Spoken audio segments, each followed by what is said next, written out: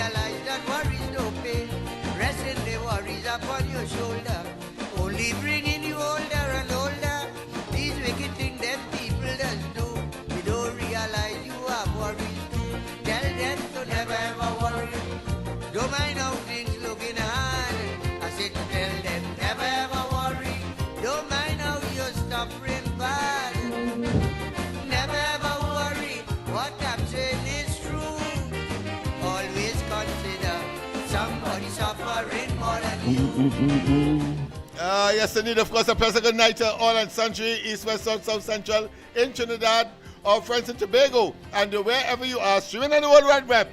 Pleasant good day to you. This is yesterday, Thursday night, and of course, the penultimate before, of course, you know, I take my sabbatica. Some people prefer me to say sabbatica. I normally would say sabbatal, but I say sabbatica. The fact is that, of course, this is Thursday night. We have a bumper program as usual. Mr. COP is here with us as usual. But, of course, I just want to make sure that we have a voice. So are you hearing me loud and clear, my Loud and clear. Loud and clear, big brother. Beautiful, Good night to you. magnificent. Loud and clear, man. Things are moving as smooth as some people prefer to say, as a baby's rare. But that being as it may, the fact is that we are here and we're going to do what we have to. And people, in spite of the difficulty, yes, never worry, because we have people who can meet the challenges and up to the task. Listen to this.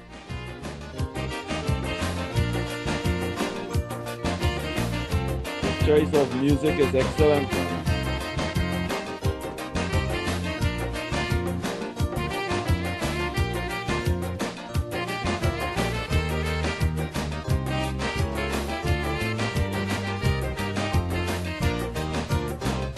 This one happened a few weeks ago, which part? Why down in Togo, a fella wanted to commit suicide. You know he ran quite down by the bayside. Only a fig the man had to eat. He eat the fig and threw the fig skin in the street. From the time that the fig skin fall by his feet, the fella snatched it up and started to eat. And he told him, never ever worry. You feel that things really hard. The fella tell him, never ever worry. You feel that you're suffering bad. Yes, he told him, never ever worry. What I'm saying is true. Presently you could see somebody suffering more than you.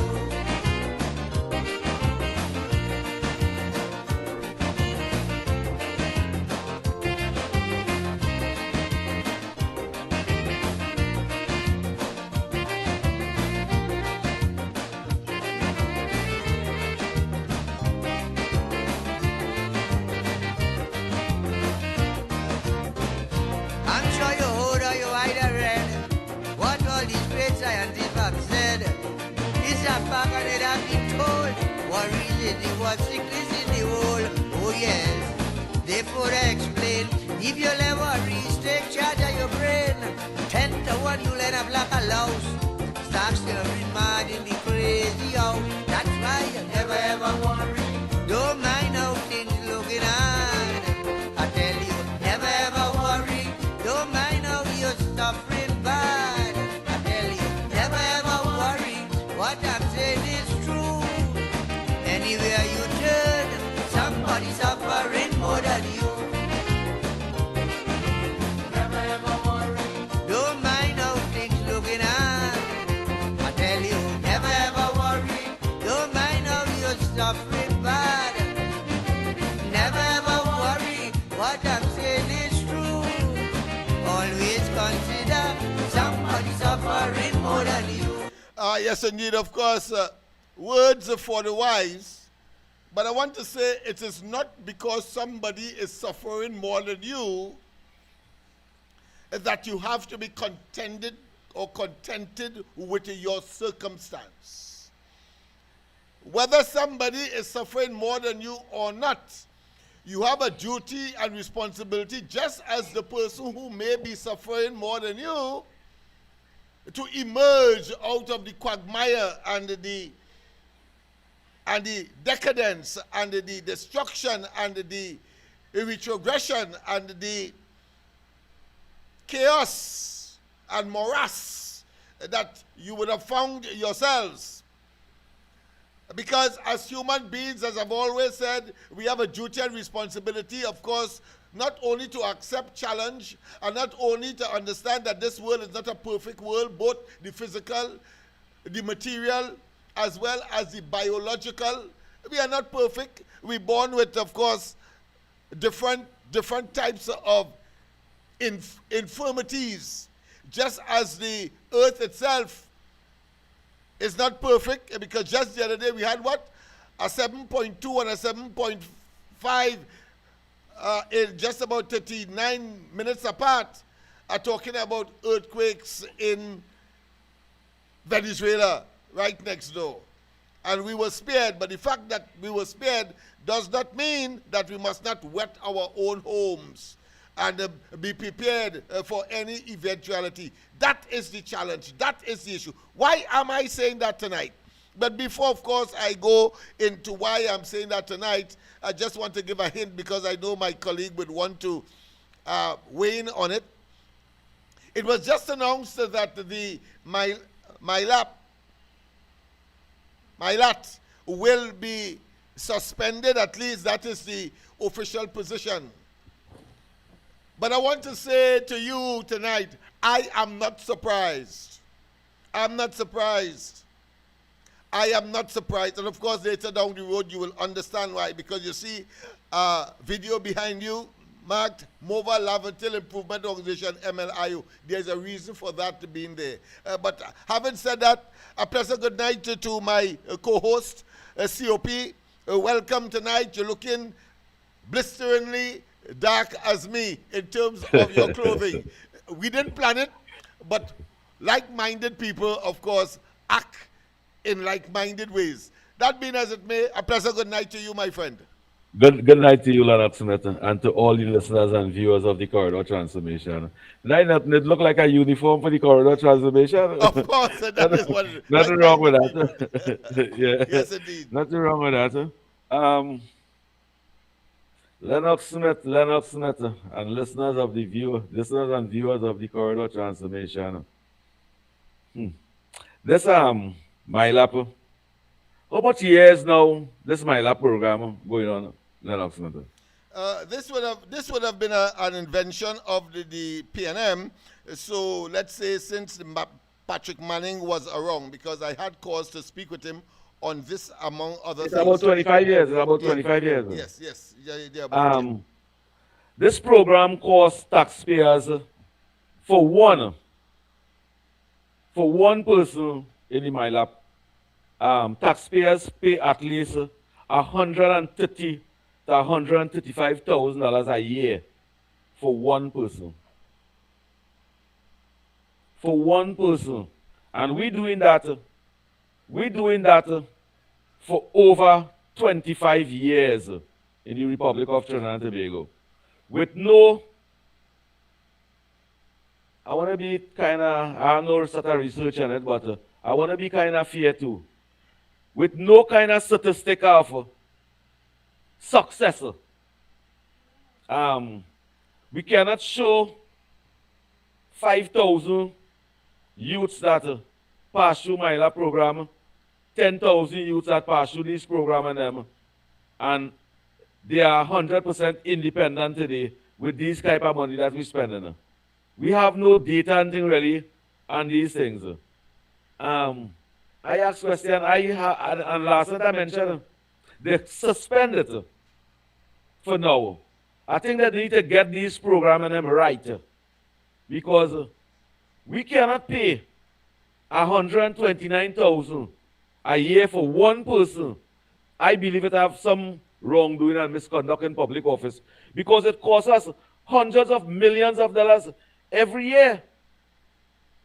And wait reaching really.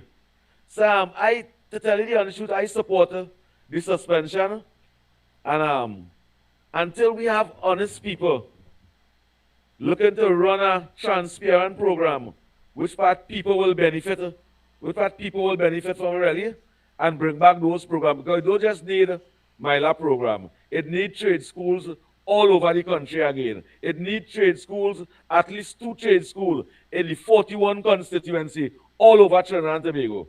We need those things, not just Mylap alone. That was all them organization that they create is for the big boys and them in the organization to say, well, look, it costing me so much and costing me so much to see about one person, and it's them who are building, eating fancy food, drinking fancy liquor, and driving expensive car, and living in a luxury house. And that is how I see it. But what data we have after 25 years to say, well, all right, this program and them was successful? Taxpayers my friend. It's taxpayers' money. I mean, you're really a pragmatic individual, I want to say, and all of your responses in terms of issues like these and across the board has been laced with, of course, that level of pragmatism, because it has to be value for money. That's one aspect our of money. it. That's one aspect of it. There is another concept that says, and I remember that from one of my professors who talked about, of course, it's psychological and social capital. Let me repeat. Psychological and social capital. And when we ask the obvious question, what does that mean? It means the investment that a society must make in order to keep the peace. Let me repeat. Social and psychological capital is the investment that a society must make essentially in order to keep the peace. Now, what does that mean in terms of the discussion tonight as far as Mylat is concerned? Because you have Mylat, you have MyTap, you have, of course, YTEP, you have the Citizen Conservation Corps, about 50 programs. When I met with Patrick Manning on the matter, he being Prime Minister, I being, of course, a community and social activist, having, of course, created and invented a response to the very problem that the government had created. All of these, what I consider to be temporary but youth-focused programs in order to treat with the problem of delinquent, if you want to call it that, or you want to call it aggressive, or you want to call it youths that would have been, let's say, disappointed, or the system did not cater for. I like to speak that way, because even when in common entrance or in C, which is the recent version of that particular program, I will always talk about the system not catering for them, even though, of course, at that time you had some 9,000 persons not going to secondary school in those days when the common entrance was around. But there are other factors, but I just want to make the point that the investment that you make must really be one that is value for money in 2 contexts. One, financial.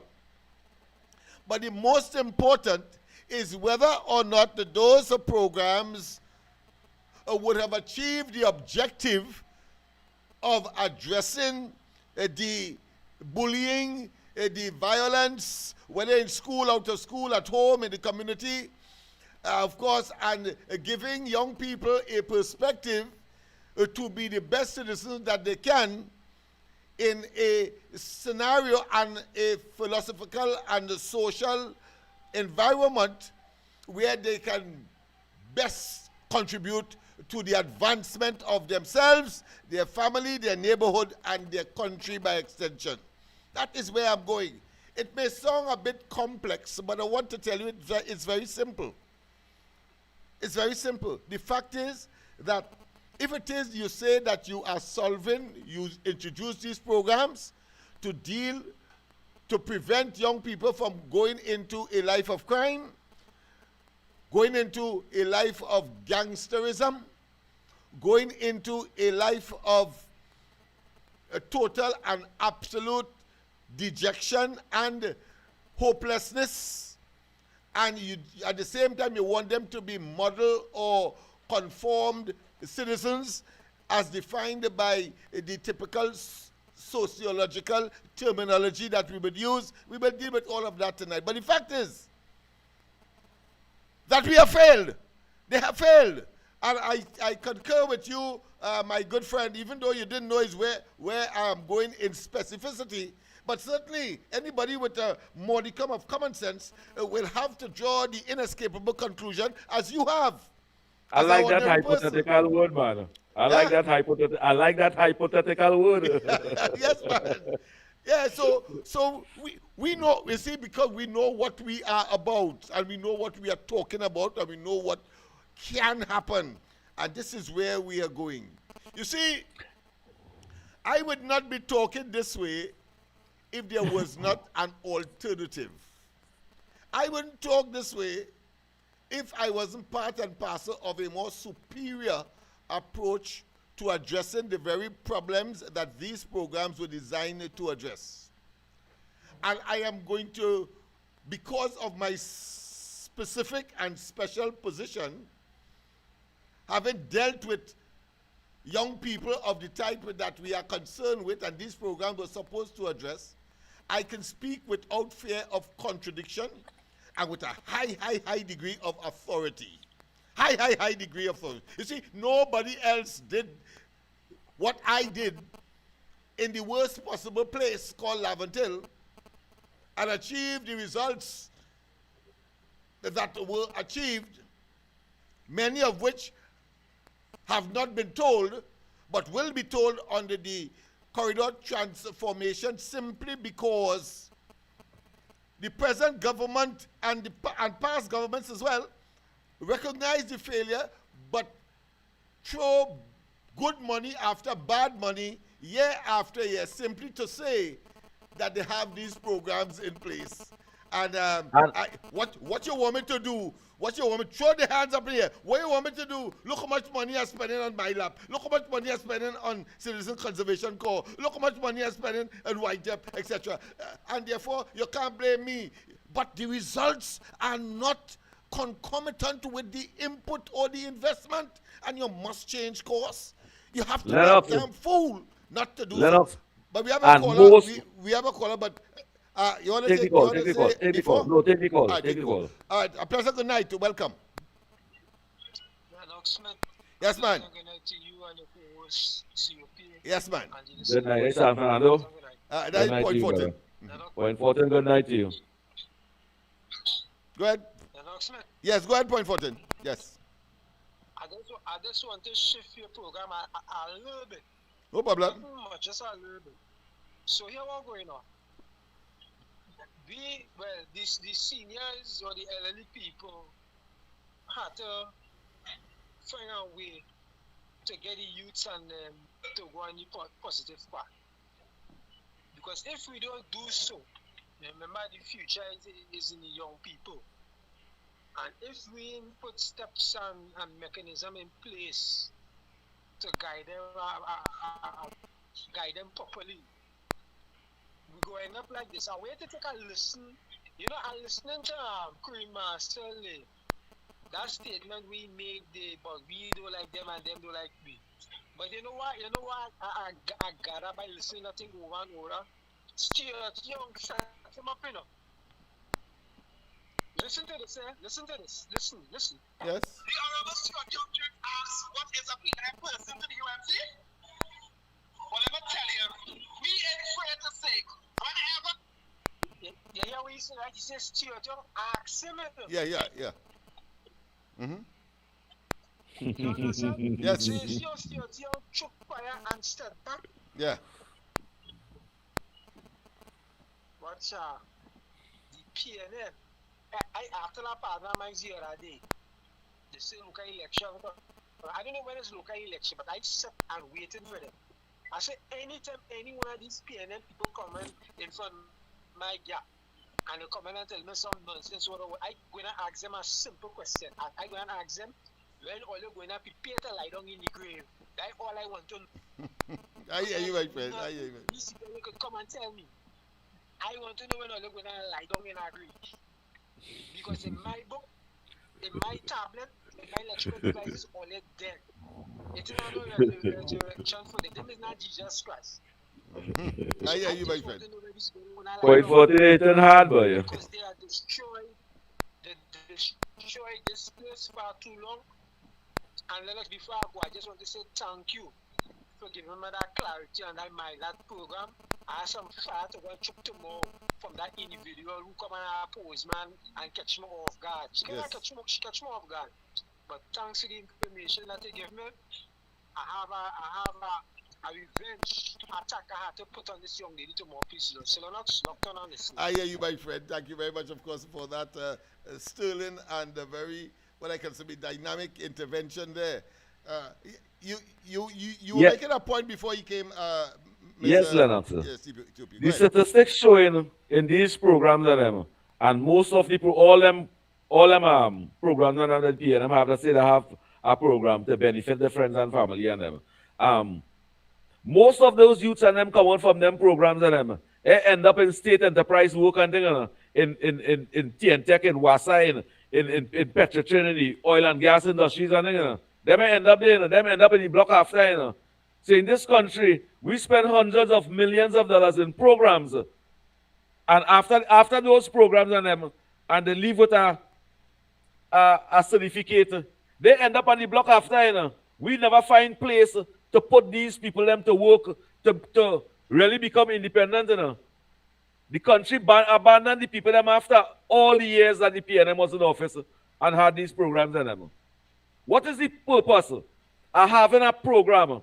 And them program and them was a 3-year program, isn't it? Most of them, frankly, Was 6 months and 6 months and 6 yeah, months. less than a year. And they less keep, than a year. they Most keep of them. adding on 6 months and 6 months and thing. Yeah. But in 9 months to I think it was a year and a half, you get a certificate.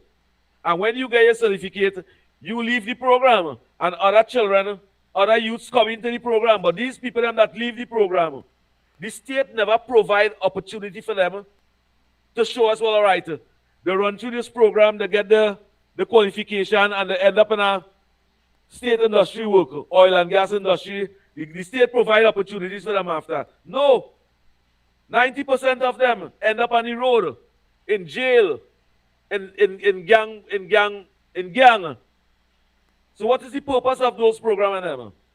But I like where advertising MILO, because why is you might suspend one program for now, and you can see it was not a success after 25 years.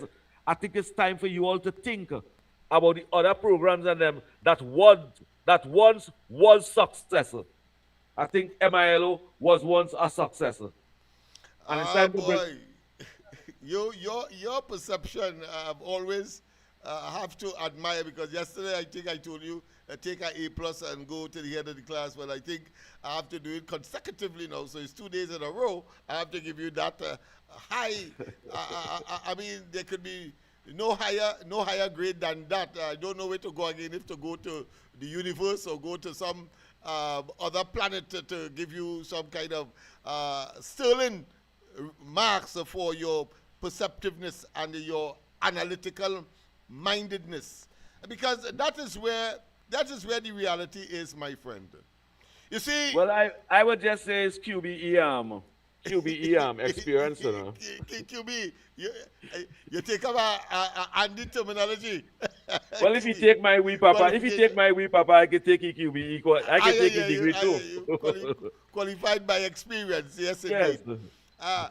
And yes, you are right.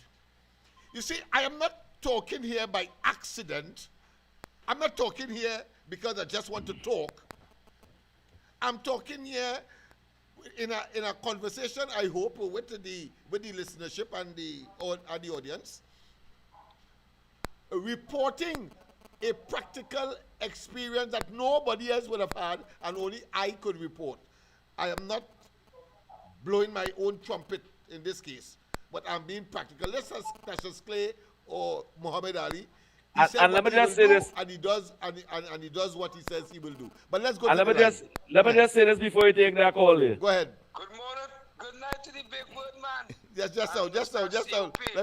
Let me hear COP before you It come is on. time. It is time for the state to take the program that costs less money and successful, rather than take the program that costs a lot of money and not successful. My Think friend, about the you see MILO. what I mean? I can't find another grade for you other than go to top of the class and A plus. I don't know where to find it, but I will find it one of these days. But let's go to the line. A pleasant good night. Welcome to the corridor. Yeah, good night, Mr. Lennox and COP again. Yes. Lennox and COP, me not agree with scrapping the program until further notice. You know. I find the government scrapping all them programs and them to benefit the youths of the nation, the fruit of the nation. School going on closed just now. School closed already. Children jumping out of school. Some I think get high grade. Because majority of the children who got a low grade, they say they come from the PNM constituency. I think I should have worked around that my lab program and later on. Because why does it bring so much problems to give youths and them a better way of life? And we have some big hardback women in parliament sitting right now and doing nothing right now on the ground right now. When you go by them, it's a set of run and failure and thing in it. The scrap URP, CPF, forestry programs, well, we're going to set out the real corruption in that. The whole crow, they get rid of redfish. The same activists and the lawyer supporters at the UNC, they could have put them in that position because we know when the PNM did and the UNC did, let's get rid of the people and put in the plan them. And hire back them, say plan them there. And the same way they scrap the program and they raise the money, they can raise the money with them program and people get a better life. They scrap the program, give people jobs, and 4 fortnight, 5 fortnight, no people ain't getting pay. I work with a gang, I see a man get paid back to back 2 fortnight before me, and I working on that, and I working there. I went down to Kent House today, because I live in a doggy world, and every man to them own self, and nobody cares about nobody. Who feels it knows it. So I go in with the belly, with the oppressors and them, and for them get information what's going on there. Them can give me the information. Thank for the night police officers and them who lives with me and hear me cry and say, no, that's not right. Because our man working, and plus 2 police officers was down there who working can us know my track record and the kind of life I live. And they're glad to see me and say, are you doing very good? You have 2 nice beautiful children and a lovely wife.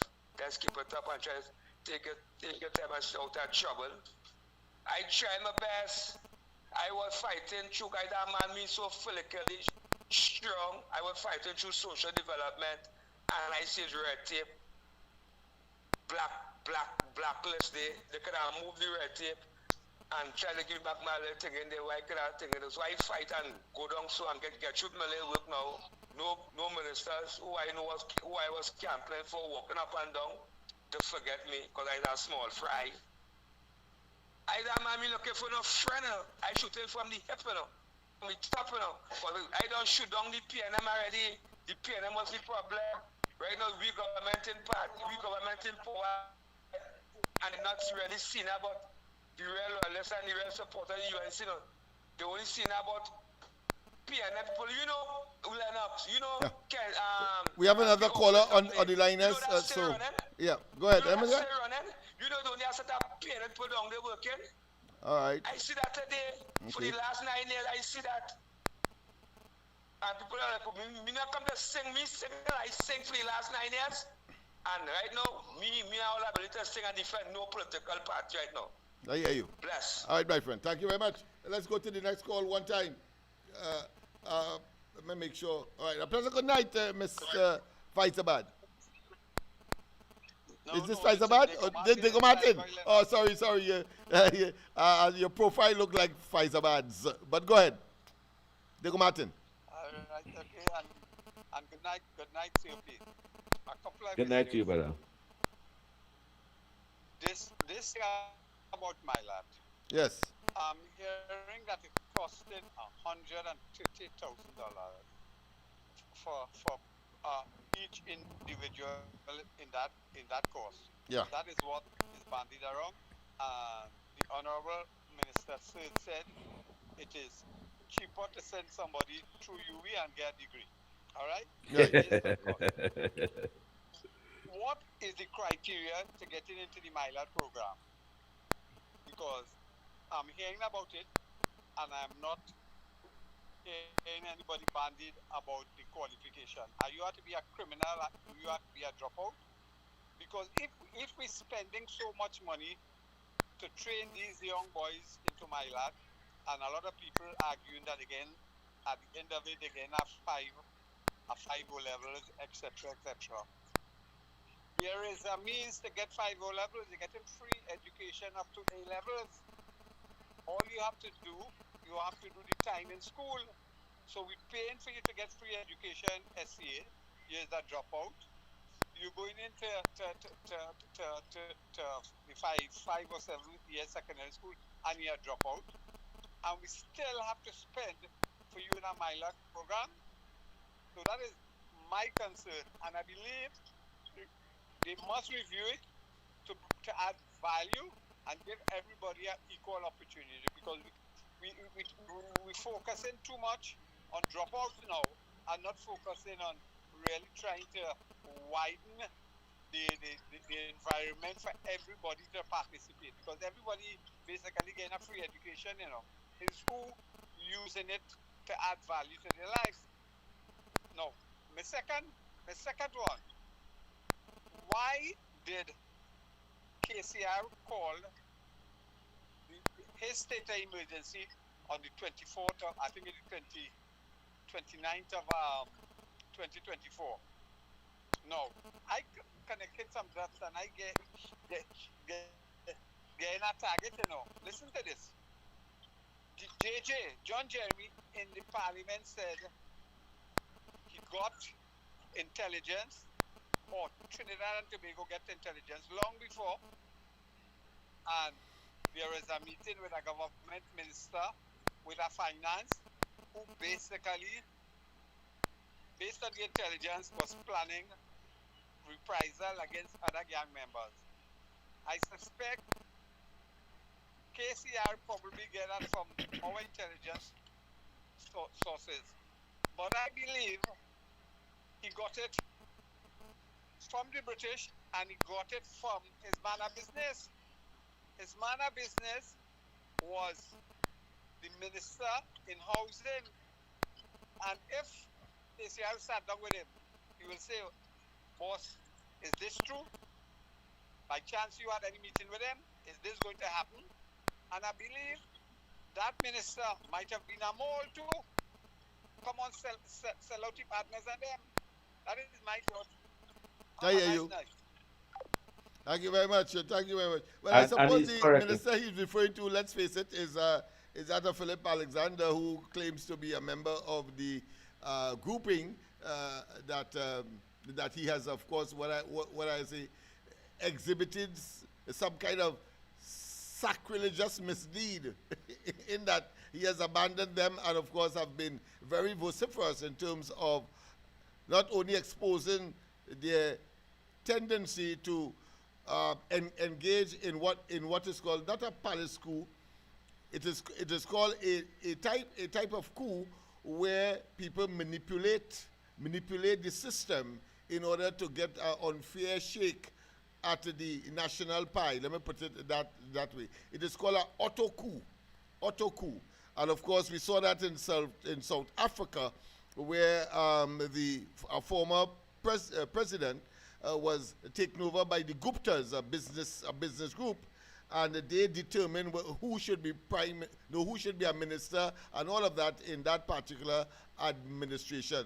Yes, so a similar situation clearly has occurred in Trinidad and Tobago, allowed, permitted, and nurtured by the PNM being in office for so long, abandoning, of course, their original mandate to to be part and parcel of the African stock, so to speak, and the promotion thereof, and it turned out only to be pie in the sky, superficial and superfluous talk, whilst they enrich and they provide the state resources to this small group of persons, eventually Rowley admitting it is called a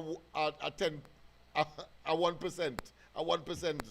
But let's go to the line. A pleasant good night. A pleasant good night to you, Uncle Lennox, and all the listeners on the east-west corridor and the south-west, right? And share the life. COP, I hear Big when brother. you call, Uncle Lennox taking me for the wrong man and all kind of thing. First he have made in mind. Yeah? Listeners, a pleasant good night to each and every one. And I would like to say a word of prayer that may the good Lord bless Uncle Lennox and give him the strength and courage to identify the corners on them properly. Because after he gave COP A plus, I go to the front of the class. Where you go? I have to go to the back of the class. So I just stay in the back of the class and watch Well, stand up next to me now. Stand up next to me now. Because you know why? I like that topic you want tonight, Because they're talking about my life and it's shut down. You see what money it spend. And then this strong in Levantil who come and represent them after one leave or try to open a bank account in England to open, you take an old lady account and not a young boy account. A name as a reference. That long saying that program was so successful, then if that's what they call successful, I would like to go down Levantil success Levantil. Because it really depressed and they're successful only. Because them fellas so full of hoodwinking their own supporters and them and talking a heap of nonsense that it is catching up to them now. Because Uncle Lennox and COP tell me this, that program under the PNM is good. But Chatham Youth Camp, $28 million, right? Cattle and goat and snake in front of going down bush in Chatham. And they finish it, but they're for the youth. But Uncle Lennox, you ever hear about the aviation training school? Yeah, that is Cuba near those multiple facilities there. Yeah, the aquatic center, the cycling velodrome, etc., and of course the Cuba Hospital, just around that facility. Go ahead. Right. Okay. Let me draw a comparison. No, the aviation training center. You could go and learn anything in aviation, more or less to a standard, right? When they finish learn and they do the degree, we could export technician outside to work if we have enough vacancy here. Between my life and what lacking, which part, as COP asked, they had permanent employment and upliftment. Which one was doing a better job? So you see, yes, you help the vulnerable and you bring them in line. The delinquent, you bring them in line. The one who, like me, who stay behind the class and duck when the teacher asks a question and tie your shoelace under the desk thinking that he will see you. Right? It's good. We have to serve everybody. But you see how the PNM is staying smart with foolishness? They know the program they run is a quick fix, just like a piper. They get a quick fix and they stay quiet and they keep them dependent. They never try to make the citizens and who they represent independent to export labor. It has all over the world, high-end people, good paying job. But you know, it had one time a minister who was in the Ministry of Labor said that when Petrotrin closed down, Canada taking truck drivers. So I could go Canada and drive truck. You see how nice it is?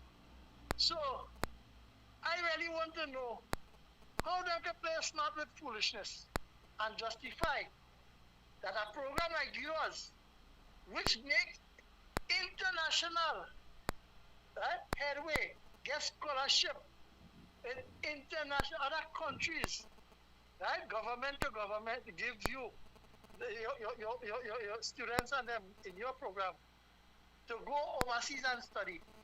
And up to now, they push your program yet, under the PNM for the last 10 years. So I just wonder, I now see why it is called in there. Remove all the cent in Trinidad and Tobago. It make this country senseless. So it's a nice way. And I want to advertise on your program a little commercial here to the listeners. If you have a daughter or a son with subject, the Trinidad and Tobago Police Service send out application, a vacancy applicants and inviting applicants to apply. So if you know that your child and them is upright and there wasn't even before mango and there was only just taking one, send them to try to get the job opportunity now, right? Because the PNM say we have a job opening up now, good sustainable job. So the Lennox, thank you very much for listening to me quietly and peacefully. COP, stop waiting in front of the class and get A grade. Yet again, I want to little Beyonce like me. After this, good night, everybody. I'll keep you in front with me. You know, we all always fight about people. I'll put you in front with me. If I had to get a place on the chair, too, I will put a place on the chair. Yes, indeed. Yes, indeed. I mean, we have to have some bantering as well and some, what I consider the thing so damn serious that we have to find ways and means of easing the tension and the psychological pressure that the present circumstances of Trinidad and Tobago has brought, that has bared on the people. But I want to say this. Let me just shout out these people. Yeah, go ahead. Nadia, good night to you. Michael, Jonathan, good night to you. Joe Howlett, good night for you. Thanks for being a part. Anna Jackman, good night to you. Jennifer Ramjet, good night to you. Radhika Singh, good night to you. Raja, good night. Thanks for being a part of the corridor transformation. And everybody else, 90% locked on to us over here. I'll just share the live, subscribe, tell a friend that the corridor transformation is alive, and let's build and grow and establish this program. Yes, indeed. Don't forget to subscribe. Don't forget to subscribe. I don't normally do that, but I think now that we have... Terry Lalby, Harry, good night. Yeah, now we have higher quality presentation, and of course, two heads is better than one. It means that therefore we ought to be striving. So yes, I would want to do my part to promote the program, to say this is the only thing that you could adhere to in the night time, of course, from 8 to 9:30. 8 to 9:30, hour and a half, but normally we go up to 10 o'clock because of the heat that the program brings with it. Any others you want to shout out to before I continue with my presentation? Just everyone on the chat, good night, and thanks for being part of. Yes, indeed. Yeah. All right. Always share and subscribe. Joel always encourage the people to subscribe and share. Send a comments too. Yes. Be part of the program. Right. Beautiful. Again, I am of the firm view that experience is the best teacher, and that irrefutable evidence is better than conjecture when you're guessing, in other words. When you're speculating, when they say it should be so. When a person talking, it shoulda and coulda and woulda. And that if you do it so, it could turn out better. But when you ask them, where is the evidence of your ability to generate the outcome that you say would emerge from the adjustments to a particular program or situation that you are arguing, and you say, listen, no, well, that was in my mind. I never tried it before, but I know it go work. I know it. No, on this program, we say what we mean what we say, we talk about what we have done in the main, and therefore, based on that, you can project into the future what is possible from all analysis and, of course, practicality. That is what I'm talking about. That is why I'm saying, I'm starting with, of course, a conversation with the former Prime Minister, deceased Patrick Manning. My witnesses would have been Archbishop Barbara Gray Burke, and then, of course, she's late now, Bishop Randu. We were there at Whitehall, and the question of MyLab, MyTap, and all the other programs came up. And it came up because I was in the midst, looking at these programs over the years, being funded by the state, and having very little outcome in terms of the intent, because there is a cause and effect. There's a reason for having these programs. And I want to submit to you tonight, and all of the either current or past ministers and or government officials, if I am wrong, you can, of course, drop a line on the program and let us know that I am wrong. But in a conversation where the air is rare, I'm talking about the man who ought to know. Incidentally, at that meeting, when we were finished, CPEP, let me repeat for the first time I'm saying that.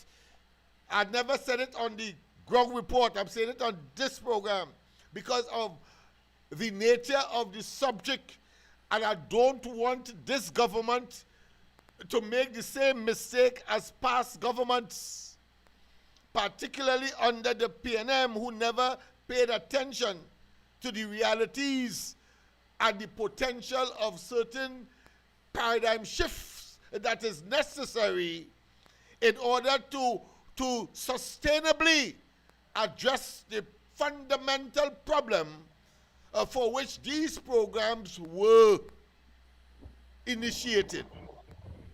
These programs were, there's one common element for which these programs were introduced by the state, by technocrats and bureaucrats, and administered by various ministries.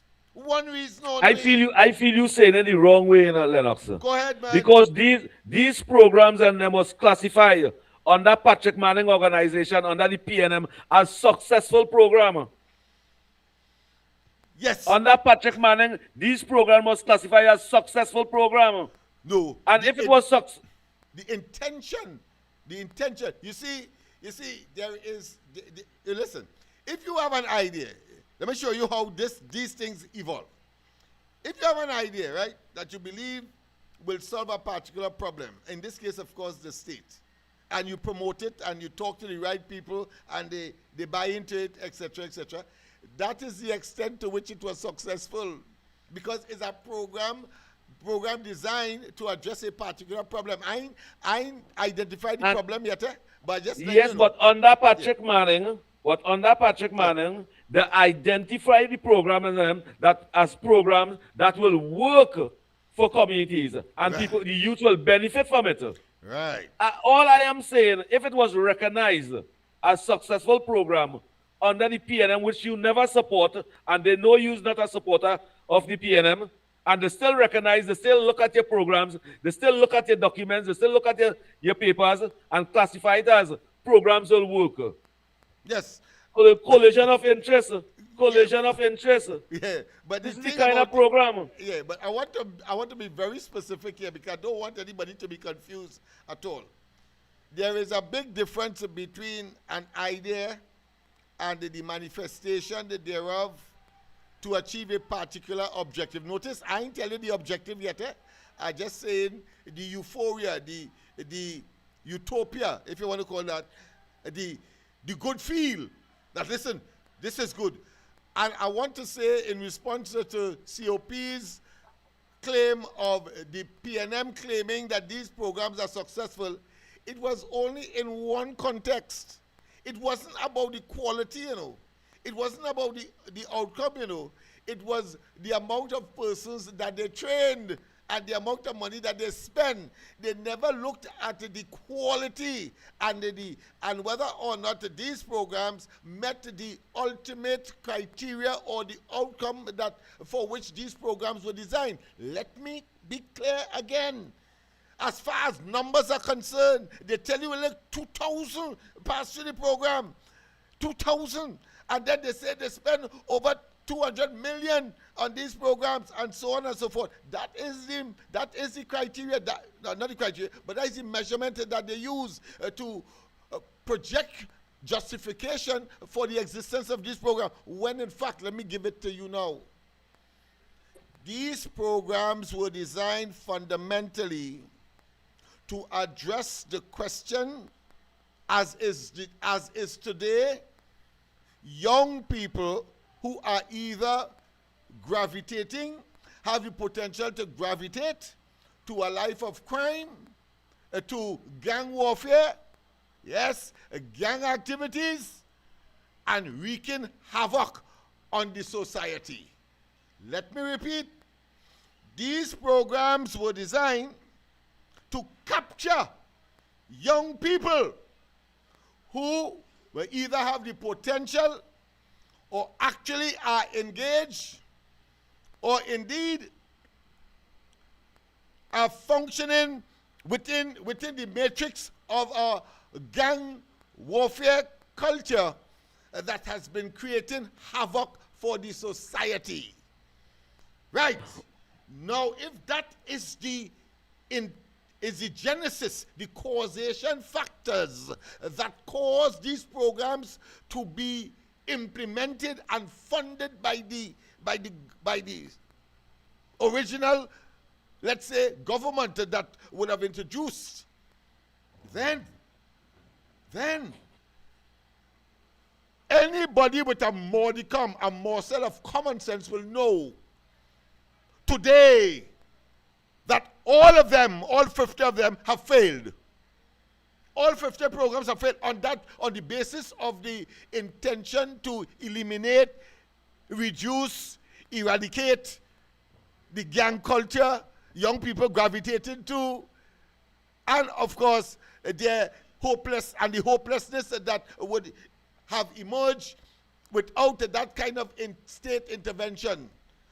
How come? You must ask the question, how come today you have back-to-back SOEs? And at one time, Rowley said that the PNM will never engage in any SOE because it cannot be a viable a crime-fighting tool or mechanism. But he went there because none of these programs delivered what was desired. And why? Why? You see, I am making my case. You know, some people call me a bush lawyer and so on, but that's all right. I have a criminology degree, so I understand what I'm talking about and what is possible and what was done and what was not done, and why we are here today talking about the same thing that was supposed to be addressed by these multiple programs that was designed for young people. You see, if it is that it was designed for that kind of or category of young person, well, I want to tell you, over the years, these programs have not been able to attract that category of young people.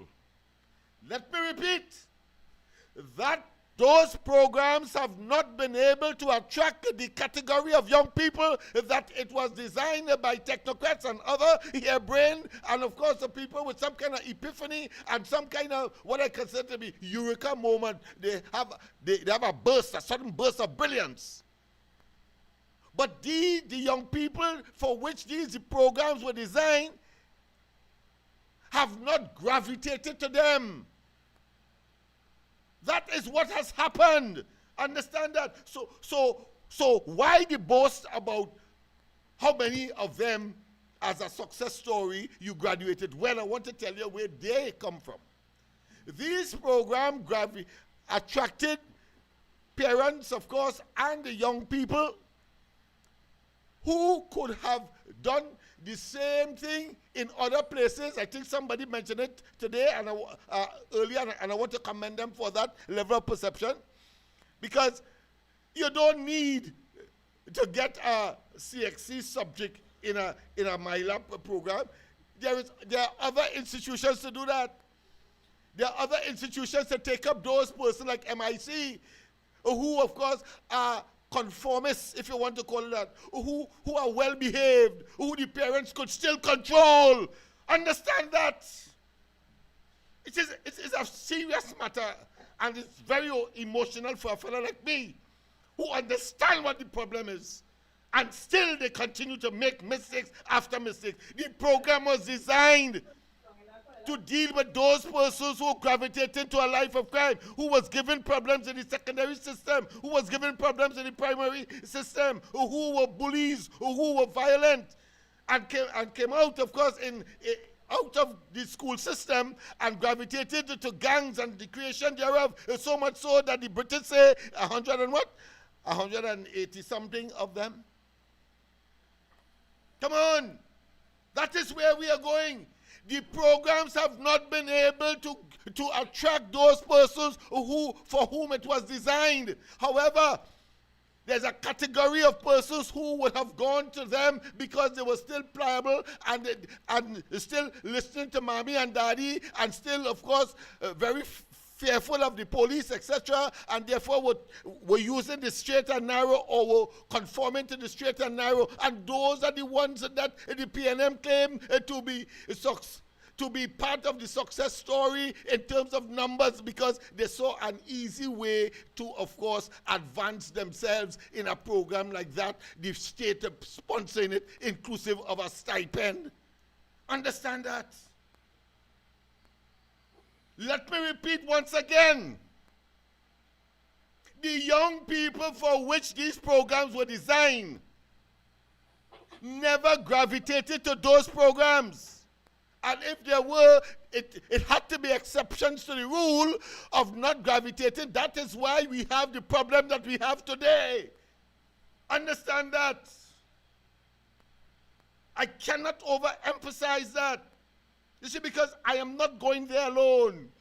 That is not the only analysis that I am bringing to you, because I'm telling you that they could have been successful if they had stuck to the original ethos, the original purpose, the original and genesis idea of attracting those young people who are potentially engaged in crime and criminality, or at the same time gravitate to a life of crime through gang warfare and the association thereof, giving, of course, the police all kinds of problems even to today. Even to today. Understand that. So therefore, from that perspective, all of them are failures. All the programs I'm talking about.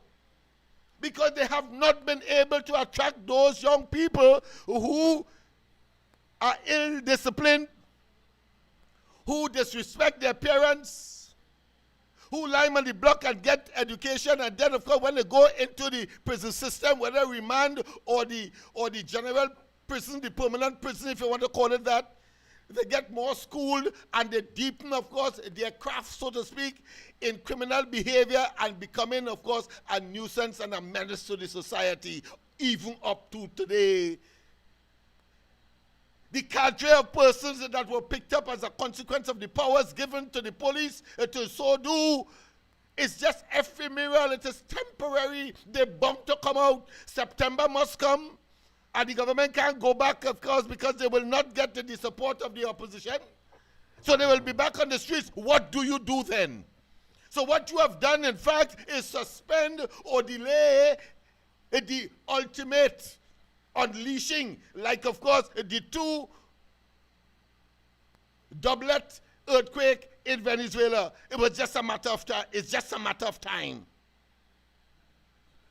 So therefore, your program must be designed and ought to have captured these young people so that we do not have that problem today.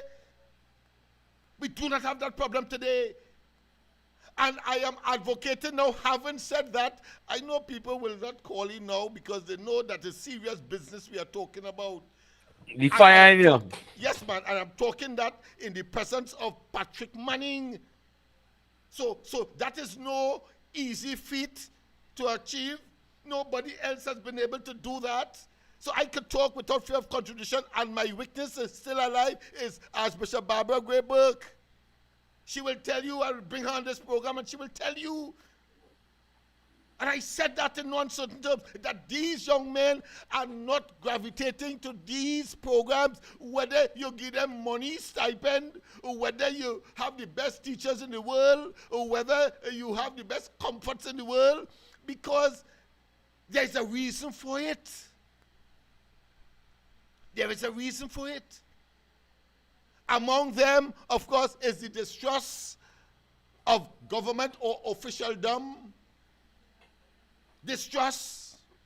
Among them, of course, is the traditional antagonism between the police and the communities where these young men would reside or come from. The other, of course, is the fact that the brainwashing, if you want to call it that, or the indoctrination into a gang culture that makes certain that a fella does not stray because he could dead if he strays. If he goes to the next guy, he could dead or be lost. The next guy, he could dead far less to betray the gang itself. Understand the constraints that prevented them from gravitating and making these programs well-intended. Yes, well-intended. Because the intention was to capture them and to what? And to make them model citizens. Let them contribute to the society. But unfortunately, over decades of these programs, you miss the boat all entirely. But you have a good political propaganda excuse that, listen, MyLab, MyTap, Citizen Conservation Corps, etc. Listen, we have graduated so much thousands of young people, etc. But it is by and large young people who would have done well anyway, anywhere else in the system. Yeah. MIC, they would have done well there. They would have done well in some after-school education program that would design to, of course, augment the people's education and opportunities by virtue of a community-based initiative. But not those that was originally targeted and for which these programs were designed. Understand that. I am saying that to bring the case now of the MLIO model. The MLIO model understood that. Let me repeat. The MLIO model, which I have presented in certain quarters already, including, of course, to this administration, the MLIO model understood all of the above. And who was targeted? So guess what? When you are coming in the matriculation exercise of the MLIO, when we would have done it at the beginning of whatever period, the end of August, in order to get into the September to form in alignment with, of course, the school system as we know it, in terms of start and end and semesters and periods. What is the criteria? The criteria was very simple. We understood that we were in competition with Serval too. But even young men who go into Serval or who stayed in Serval, while they may have had a potential to gravitate to a life of crime, they were still malleable. They were still controllable. They were still in that state where they will listen to certain elements in the society and around them, friends, family, leaders, etc. So they go there. So not even those students, the Serval could compare with those that we have designed our program to treat. And it is to take up those young people who the government programs failed to absorb. Are reversing it now because they ain't going there. And what is the criteria? Very simple. If we ask the parent must come, the community activist must come, the church leader must come with them, the surrogate mother or father or family must come, and then we ask the question. Or we go ourselves and find out whether that child has the potential to engage or have in fact engaged in criminal behavior gravitating to the possibility of gangs and gang activity. That was the criteria. None of these programs could say that. None of those programs sponsored by the government could speak to that. We asked them those specific questions, and let me tell you this. When the blasted program started to burgeon, people coming like peas. We had people coming from San Fernando, Chaguanas, in the east, of course, Grandy, etc. And people start to come with their certificates. Who passed English, who passed maths, etc. And we had to turn them back because that program wasn't for them. That program wasn't for them. Here it is. You are telling us that my lab accommodated people like that. Then it means, therefore, it lost its way, just as in many other programs. It lost its way. We had to turn back. A few exceptions we took, I want to say, because we thought, well, the parent was so convincing that we took them in. But why would somebody who passed maths and English will want to go to a MyLab program? Because the state can provide opportunities for them. Subjects, to look for more subjects. Yeah, what the man said, to look for more subjects. But with maths and English, you could go and get a government job. But that's the point, that the program itself has lost its way. That's the point. We stuck to our forte. We stuck to our ethos. We stuck to our principle. We stuck to the purpose for the program. That is why when people ask, well, what the hell, Smith, what is happening here? You have 300 and 400 young people in your program, but that is a typical secondary school population.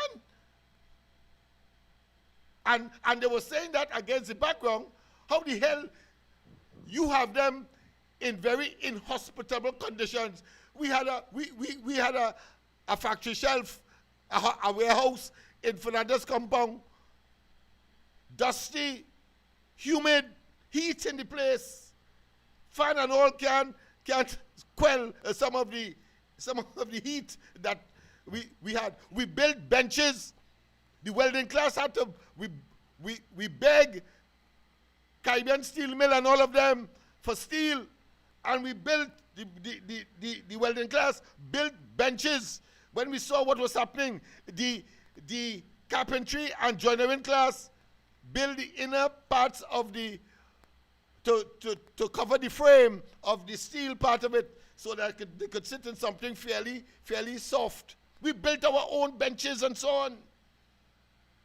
But to get into the program, you had to be classified that mommy and daddy can't control you again.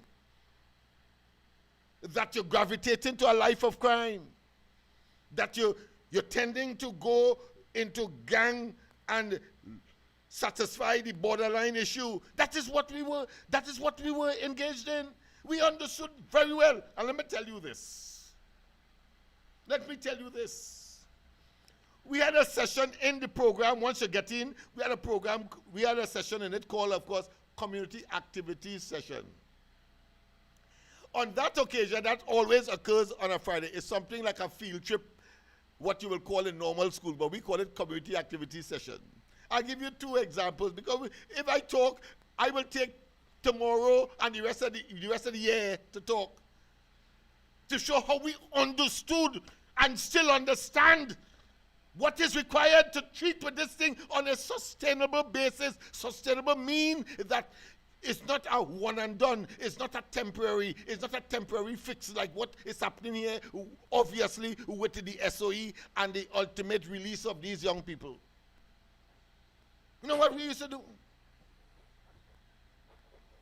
We will tell the young people, because we know it's young people as well, and we'll throw a blind eye to it deliberately, because we know adrenaline and, of course, testosterone running as well.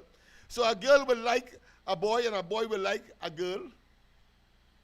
Girl will like a boy and a boy will like a girl. We know that. We understood that. These are 16-year-olds and upwards. So we know that. So what we did, we made an intervention even there, just to tell you how conscious we were. Watch me. If we notice that a boy and a girl getting kind of close, we intervene and find out where they live in, the boy and the girl. And when we saw the borderline issue evolving around 2005 thereabout, with the Kings and them in Paradise Heights, on the loose, and murders, drug blocks are being raided, and the Muslims and them raiding those blocks, of course, claiming that they're cleaning up, etc. And we saw the issue of this one can't go into this one community. You know what we did in that crucible we call MLIO trade school? You know what we did? As a policy, a fella or cannot like a girl from his community, nor a girl like a boy from her community. In other words, let me give you a practical one. In order for us to endorse, or put another way, when we get into the situation and we realize, well, look, a relationship developing here, then a practical example is that the boy must be from John and the girl from Mova. You know what I say? Like serious business, because we saw the problem of borderline. So the boy has to be from John and the girl from Mova. What would have happened in practical application of that school policy? What do you think happened there? It means, therefore, that for the fella to go and meet the girl in Mova, he had to traverse, of course, all that way to go to Mova and vice versa. So he will have to make certain the fella from Mova who like a girl in John that he has safe passage. Safe passage either way. Right now, the man from Mova can't have a girl in John. He can't even go in John. He can't even have one in Mova and Pastor Mova. Yeah. Because of the stupidity of those so-called technocrats who say they know and ignored us and ignored the warnings. Because I've commented, I said I had this conversation with Patrick Manning. So I'm not talking here by guess or Gestapo thing. So we socially engineered the relationship so as to avoid the borderline issue. Because if the fella can't go in the girl area, it will be a problem, and vice versa. So you will have fellas who like girls in Mova from John, and fellas from Mova who like girls in John. And so the borderline question, there's a cross-pollination, therefore. And therefore, you have to guarantee safe passage as a consequence. That is what we did in that crucible called MLIO Trade School. We understood the blasted problem, man. That's why we did it.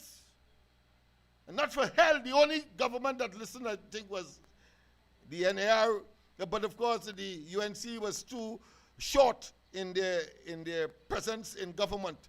But by and large, the PNM were totally and absolutely recalcitrant, reckless, brutal, and of course insensitive. And you want to tell me that in Laventil, Beetham, Sealets, and East Port of Spain, you still going to consider these people, whether it be a young neophyte to call, of course, Marcel, or the hardened and brutal Stuart Young? No.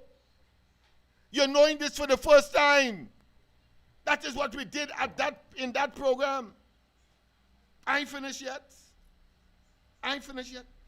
Because we had something called rich and rewarding experiences, where we optimize and we almost through the roof in terms of their intellect and their appreciation. Because we had as a policy, every single minister of government visited MLIU. Every single ambassador where we could get them visited MLIU. Every president at the time visited MLIU. And why that was so? It was so to provide the rich and rewarding experiences, so much so that many of them said, good boy, I just only see that man on TV. I remember Noor Hassan Ali came up in that dusty, hot, humid place to give the special award for the most improved student. I remember that. A fellow called Diggans, yes. And let me tell you about Diggans. When we learned, eventually, he used to come to school with a gun and hide it in some tree trunk or in some tree root outside the school. That's what he used to do. Because the type of youth that we are talking about here are those who could only come to our program because they would have either engaged or have the potential to engage in crime. So we understood what we were dealing with. We understood. Nobody else could do that. Nobody could have done it and did it. And if they could, they didn't. So let us waste time. So Diggans, he used to do that. And he ended up getting the most improved student, an award given to him by Noor Hassan Ali, who was president at the time. And he ended up working as awardsmaid in the Port of Spain General Hospital. Yes, I can give you a plethora of issues like that. I remember very distinctly a young man, bright, one of the exceptions that we brought in with subjects in the program, because by that time we opened, of course, the first computer literacy program as a community in Trinidad and Tobago. I went to Washington and got the American University in Washington to give us all of their old computers or disused computers, and then I got an organization connected to Trinidad and Tobago in New York to ship it down for us, and then of course we delivered the first ever computer literacy program at a time when, of course, the computer divide or the inability of the poor sections of the community to access computer and computer skills. We did that. But I want to tell you, with this young man, he got an opportunity to go to the United Kingdom as the Air Force, the UK's Air Force pilot, to train as a pilot. No money, but we insisted. Eulalie James and Joan U. Williams were in the Ministry of Community Development at the time. And I wrote. I said, look at it. They say nothing good come from Laventil, etc. Look, this young man got an opportunity to go to the United Kingdom and to be part of their Air Force. What is happening? And this is the time frame in which everything has to be has to be done. And when, of course, the last minute, about 3 or 4 days before, we see no check, we see no, man, I went inside of the blasted ministry and sat down, man. I sat down. And they delivered a check for that young man to go to the United Kingdom. To go to the United Kingdom. That is the potential we have. I always say that Laventille gave the country its national culture, steel band, calypso, mass. How the hell we cannot give the country again the best that it could not just afford, but would receive. Clinton Bernard came from Duncan Street, one of the chief justices in this country. But I want to say this. Too many of us abandon the area, go outside instead and look for greener pasture. But I made a commitment to stay. Me and another fellow from UE, Sergeant, he abandoned the cause. And he's now, of course, working in some agency of the UN. But I stayed, committed to the cause, and still do. And you tell me today, a government that I support do not understand that with haste, they have to, of course, involve people who know, instead of this harebrained, Johnny come lately, want to give some kind of sudden panacea that they have no experience of and with. You want to experiment still? It cannot be. I will not allow it. I will not allow it. There's too much evidence there. The Prime Minister today, while she was, of course, as opposition leader, I delivered to her a 1,000-page document which she presented at the press conference when she was announcing my party as part of the what? Of the coalition of interests. That is what has happened. She hasn't there. And she told me in no uncertain terms, listen, put your proposal. Put your proposal, which I did. That is why I could say with confidence. I'm getting something in the background there. Is from here? A pleasant good night. Yeah, man, go ahead. I take Canadian speech, man. I'm feeling it. You're feeling hurt. Yes, of course. It's too much water under the bridge, too much murders, too much. When we can avoid most of them. Give that contribution an opportunity for people that we love in Laventille. You never run away like anymore. You're still around there. And you're a former teacher that will have knowledge. You can give you something like work with youth and around the community right there. Have a piece and some sport or some kind of thing. Summertime coming, school closed.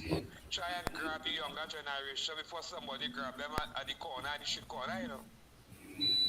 Yes. I know it is Lennox, yeah. And we will use this program to promote. We never had this, so we never had this before. But you in some show, I some in so. You want to be more diplomatic with your words and politically correct with your words. But sometimes a man has to speak out and talk in mind too.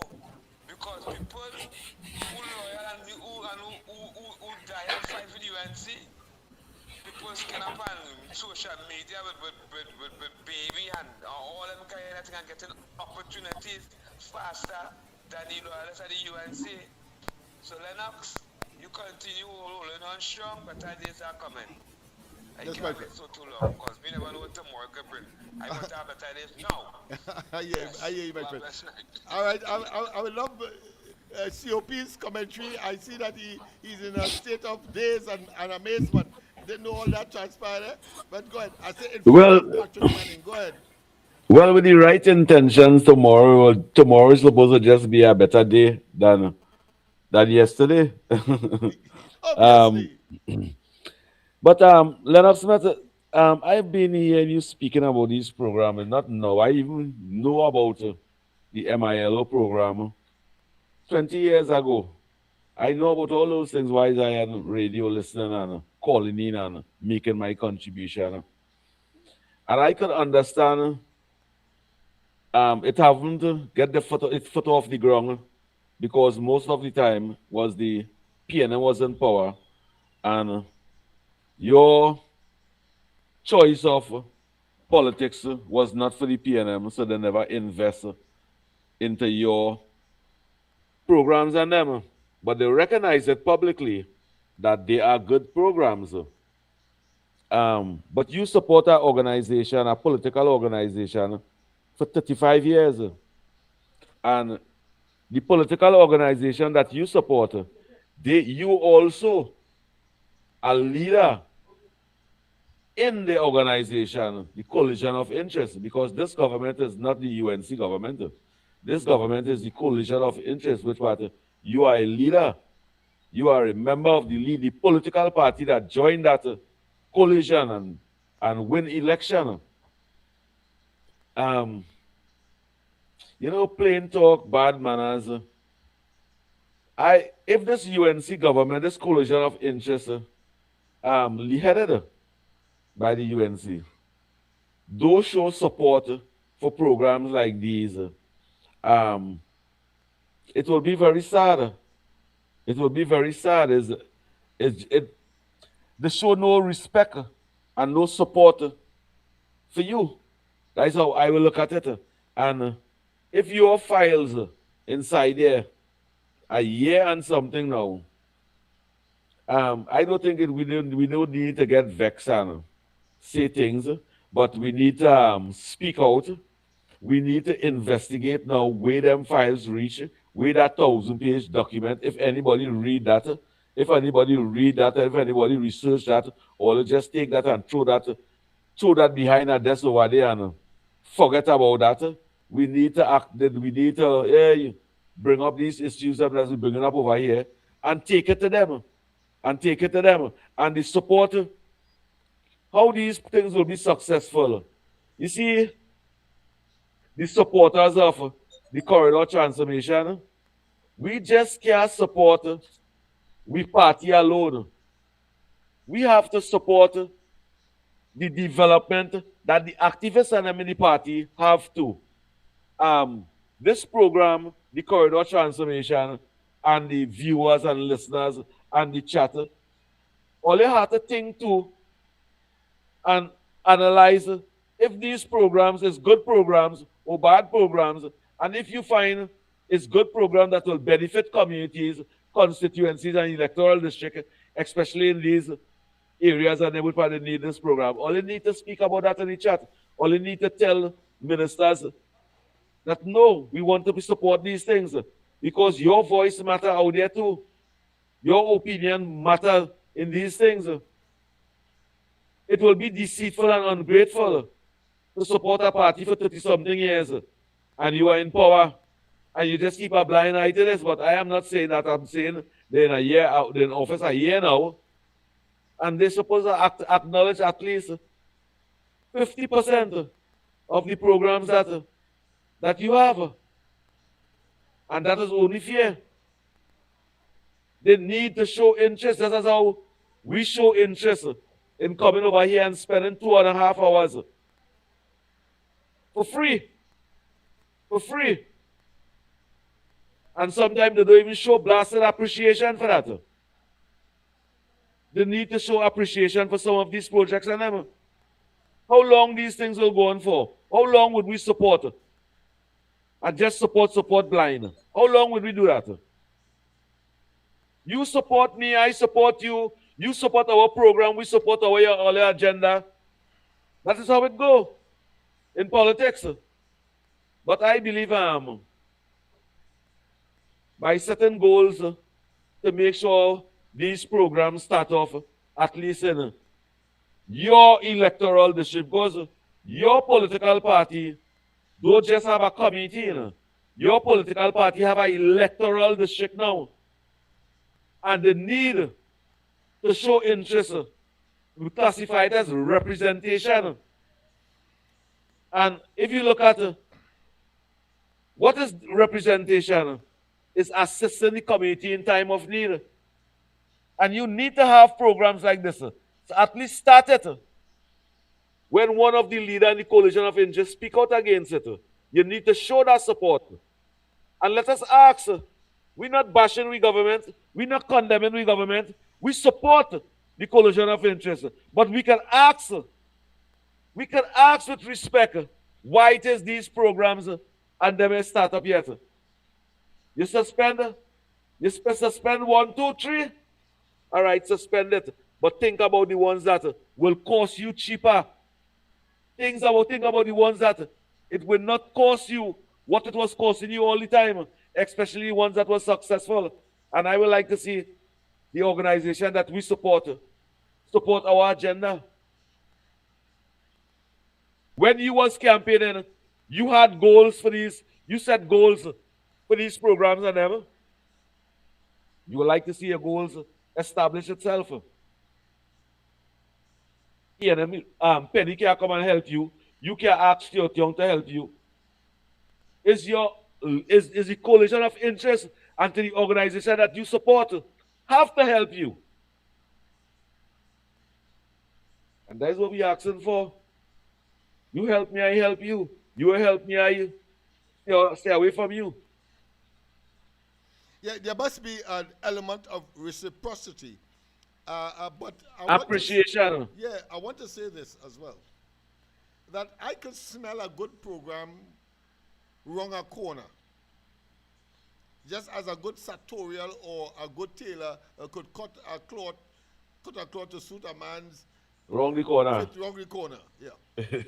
That's a tailor. I could have sensed that, for example, I'm not criticizing, but I'm bringing it into the discussion because we are talking about directing on a sustainable basis young people's minds that clearly is a problem in Trinidad and Tobago today. And that is all my concern. And when I saw live sports recruiting those elements that would have otherwise never been included in an MLIO program. You see, we are in the bosom, we are in the saturation point where the production of the kind of youth that are creating the problems for the police, the society, etc., exist.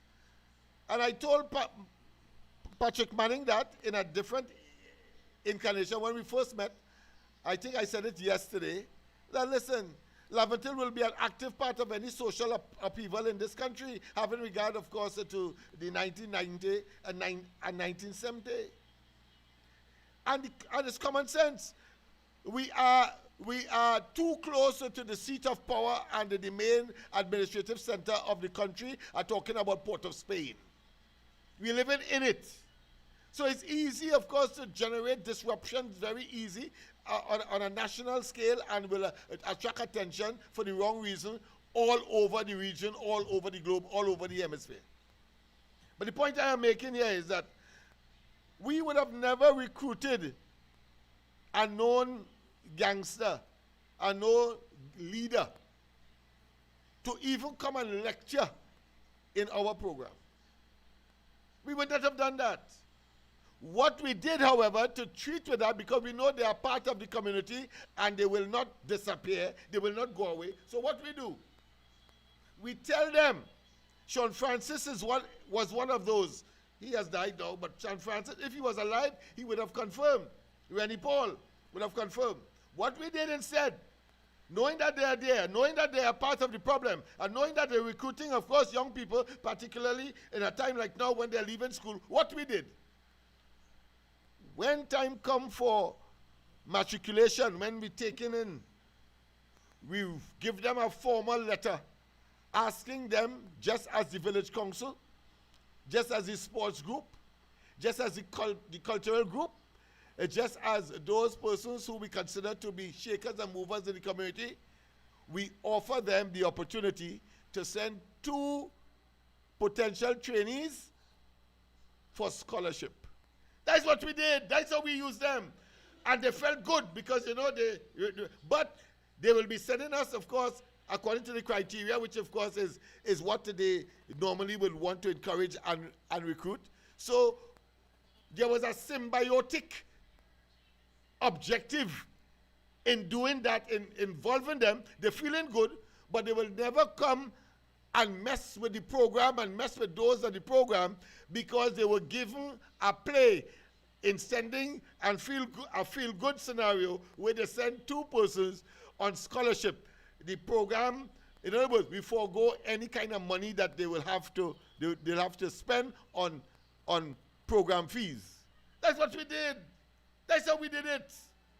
I have seen no program recognizing the fact that these people are part of the community and the dialectic that exists, meaning that they are good people, they are bad people, they are those in the middle, all of whom make up the community, and only when politicians, and it is convenient for them, they will recognize, and when it is, of course, political, let's say, suicide, they will discard and say that they disown. But we as a community had to deal with them. And that is how we dealt with them. Sent 2 persons for a scholarship. Boy, St. Francis and them felt good. And we gave them the added responsibility that if the 2 persons that they would have sent was not improving, was not acting in the way that they ought to from the education or the information or the training that they would have gotten or the exposure they would have gotten in the program, we asked them, of course, to pay further attention to those 2 persons alone, not give them the whole school to come and lecture to. You mad? You crazy? When I saw that, I said, look what is happening. And how I know to do that. I am teaching at Piccadilly Government, and I saw people, a fellow we call Sir, very influential and so on, but connected to the URP.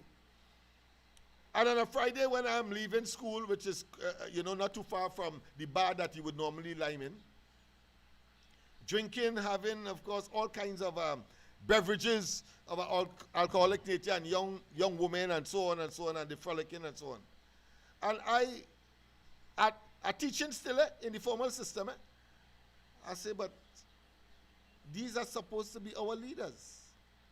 What example they giving to our younger people, residents, who are ambitious and want to do something, and then every time you see them in a bar, 3-4 women around them, etc. How does that advance the young person? And worse yet, the young persons were seeing them as exemplars, and that is the way to go, and that is the way to conduct yourself, and they learned from that, and they continued, and we saw generations of them doing the same thing as Sir. And we knew we had to break that cycle. We knew that. So therefore, but we knew Sir and they would have been part and parcel of the society still, the community. So what do? You find a way to have them productively engaged, while at the same time you generated the paradigm shift or the attitudinal change that is required in order for those persons that are in the program to become leaders themselves and change the damn thing around. That was what that was all about.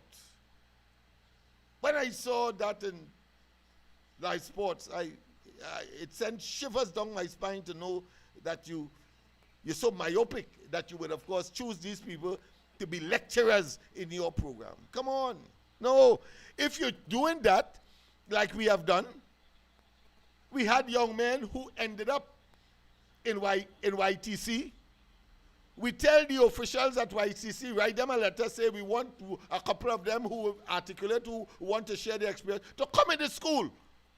Come in the school and share their experience. And of course, at the end of it all, they tell the students that they don't go there because the conditions are most terrible, most inhospitable, most dread, and people will advantage you. You better don't find yourself there. That is how we would have used a criminal, if you want to call it that, in our program. But they must come from YTC or the jail or the prison system, as the case may be. That is what we did. Not those who are outside, who believe and glamorize crime. Because that's what they do. the 13,000 that you see coming out of school this month, the vast majority of them who have the potential to gravitate, that is what happens to them. They get catch because those who are hardened criminals on the outside, they glamorize crime. Boy, I went down the road, boy, and I snatch a chain or a robber woman, and the police was behind me, boy, and I dive through this alley and I dive through there and thing, and I get away, man. Fella listening to that, hungry, have ambition, probably to be something different. But when he hear that and he get away, not knowing that if you check behind the fella criminal record, you will see he have one long as my hand, long as my whole arm. You see our track record. But in the program itself, when we come to address a situation like that, you know what we tell them? Normally we have a television and a screen, and we make them watch a picture and so on. And one of a violent nature, somebody go and rob a bank and so on. And then we ask the question afterwards. I say, look. And when the fellas scale over the counter, they say, oh, good. And they even will give the actor a round of applause. And then, of course, when you open up his gun and he start to shoot all over the place, they say, boy, look. So what we do? We tell them, listen, yes, all that happened, but at the end of the day, he ended up in prison, and he's now to hang. Watch at the ending. Don't watch at the beginning and the middle. That is what we tell. Those are the kinds of lessons. That, in other words, I'm trying to tell you that a government program cannot accommodate that. It has to be one of a community nature, one of a private sector nature. You see, what we encounter is that the government want to take over the role of persons like us and community initiatives that they could never function because of the formality. There are too much red tape, there are too much legalities that go into a formal school system. So you need to have an informal school system to accommodate that type of youth, because you have to say things sometimes. You have to do things sometimes that is unorthodox and that is unique to the situation. I remember, let me close with this one. I remember Royal Bank came. Every year we do that for all the students, to give $5 on a bank book so they would open up an account in the school itself for the students. Of course, that is part of the aspect of thrift. You go and get your own business and so on, whether it's welding and so on, and if you're working for somebody, still you have a bank account open. Guess what? One of the students write on the form, FU, and give it to the bank clerks. Give it to the bank clerks. They say FU, write FU on it and give it to the bank clerk. So the bank clerk, in amazement, she comes to me and she said, Mr. Smith, look what happened here. She said, well, listen, I'm not perturbed or anything, and that will not stop us from assisting, because we understand this is one in the almost 300 or 400 of them that really. So that is good customer relations, good customer base. And so they wouldn't want to lose 300 youths for just one FU annotation or note on their form. But the next day, what I did, in the assembly, everybody outside, girls in one category, one grouping, boys in another grouping. And I'm on the podium, and I said to them, all of them, I said, F you. They didn't believe what I say. I said, F you. People start to get jittery. I said, F you again. Some start to say, well, how that man come and cuss it? We just so, boy, where's that one, boy? Where's that one? Well, I know when to stop. I know when to stop before I initiate a riot. And then I said, yes. And I pulled the document. I said, that is how these people felt yesterday. When somebody, I know why you wrote FU. I know why, but you cannot do that. Because that is how people will feel. You see how you felt just now because you thought I was cussing you. So listen to how all get agitated. All will beat me if I didn't say next FU. Right? So I told them that, and then I told them what I know happened here. I say, if you can't follow the form because you have difficulty, you have a friend, and you could have come to one of the teachers, and we would have assisted you. That is what happened there. That is what happened there. So we understand. Yeah. But I'm saying that kind of practical, that kind of intrusive, you want to call that kind of psychological explosion scenario, you can't do it in a government-run facility. You have to be unorthodox, and therefore the unorthodoxy could only be nestled in a program such as what we had created. You see, they could go MyLab, they could go CCC, wherever and so on, so on. They will never attract those young people who really, really ought to be in those programs, but are simply not gravitating. And the question is, how come we got, in our heydays, over 300 of them in such inhospitable, no nice blackboard, as I said, very iron table and chairs and so on that we built for ourselves. But the experience was one that carried them. When I see them on the port, and I see them in the police service, and I see them in the army, and I see them, of course, and I want them to call in. You have a duty now. The time has come. Trinidad and Tobago cannot afford to do without you now. Say what your experience would have been. I've spoken to some. I saw one just Sunday on the beach. And of course, my colleagues told him, listen, we have this program of renewal and so on. I said, no. I said, everybody that you see, you tell. And of course, I will tell them about the corridor transformation. So call in and give your experience, because your country needs you now. Because remember, our motto, in fact, our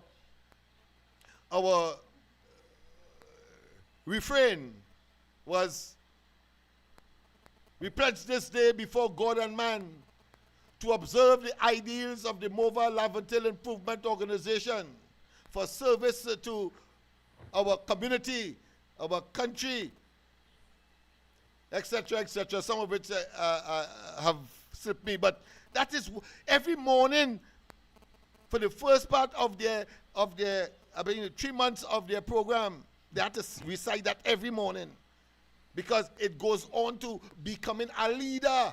Every one of them a leader in their own right. And I can tell you, the success was splendiferous. Huge.